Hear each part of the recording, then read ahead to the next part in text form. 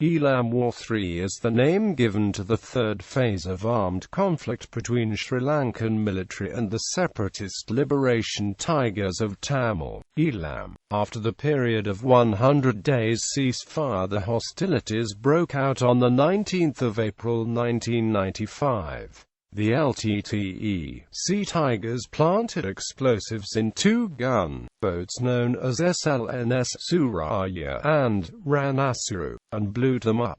Also, a new weapon, Stinger, a shoulder-launched anti-aircraft missile, was used in this conflict by the LTTE. This was used to take down two Sri Lankan Air Force Avro aircraft flying over the Jaffna Peninsula. Eelam War III also marked the rise of the LTTE and the decline of the Sri Lankan Army.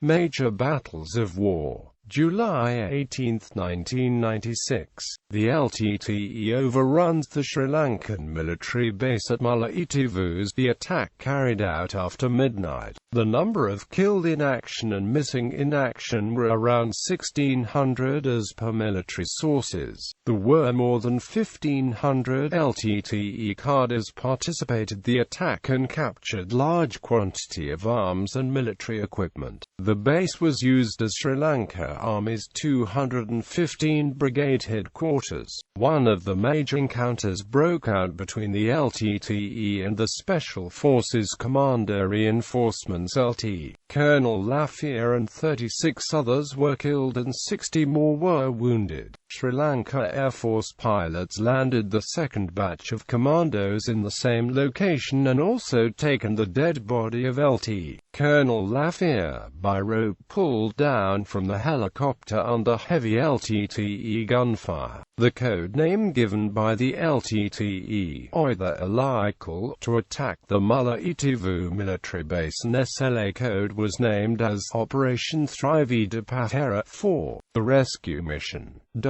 Civilian killings. Kalarawa Massacre. The Kalarawa Massacre is an incident on May 25, 1995, during which LTTE cadres massacred 42 Sinhalese men, women and children in Kalarawa. All the remaining civilian survivors fled the village after this incident, leading to its depopulation. However, survivors from the Sinhalese, Tamil and Muslim communities have returned to Kalarawa under the protection of the Sri Lankan Army. Gonagala Massacre. The Gonagala Massacre was a massacre that occurred on September 18, 1999, in the small village of Gonagala, located in the Ampara district of Sri Lanka. According to reports, over 50 men, women and children were hacked to death in the middle of the night. The massacre is attributed to the LTTE, which is banned as a terrorist organization by a number of countries including the United States, the United Kingdom, India and the European Union. The Gonagala Massacre is one of several such attacks believed to have been carried out by the LTTE. However, these murders gained notoriety because, unlike previous attacks, most of the LTTE cadres who took part in it were women. According to survivors, there was a significant presence of female cadres among the 75 LTTE cadres who took part in the killings. Controversy over the Army's handling of its casualties and the families.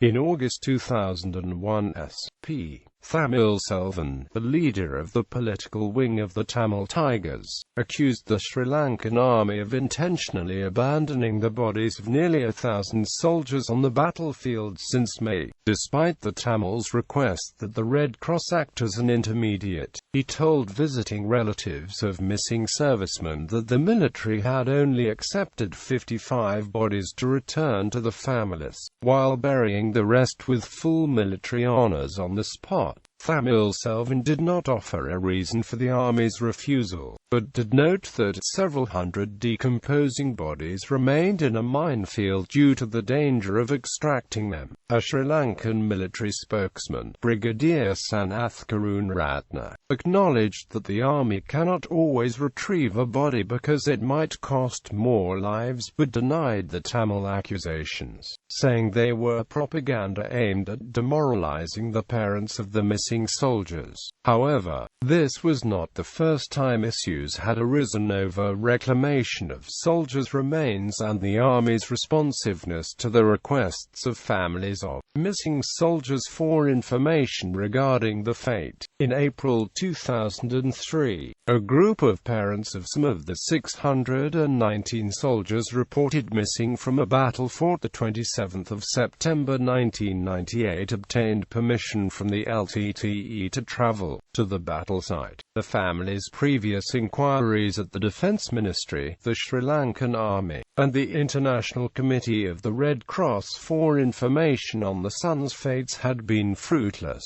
At the battlefield they learned that some 500 bodies had been piled together, doused with kerosene, and burnt on the spot by the Sri Lankan Army. Upon the return, a lawsuit was filed on the family's behalf requesting a mass funeral and DNA testing so Buddhist, Muslim and Christian families could collect the sons' remains and give them proper burials. The Ministry of Defense organized funeral in 2006, but declined to perform the requested DNA testing.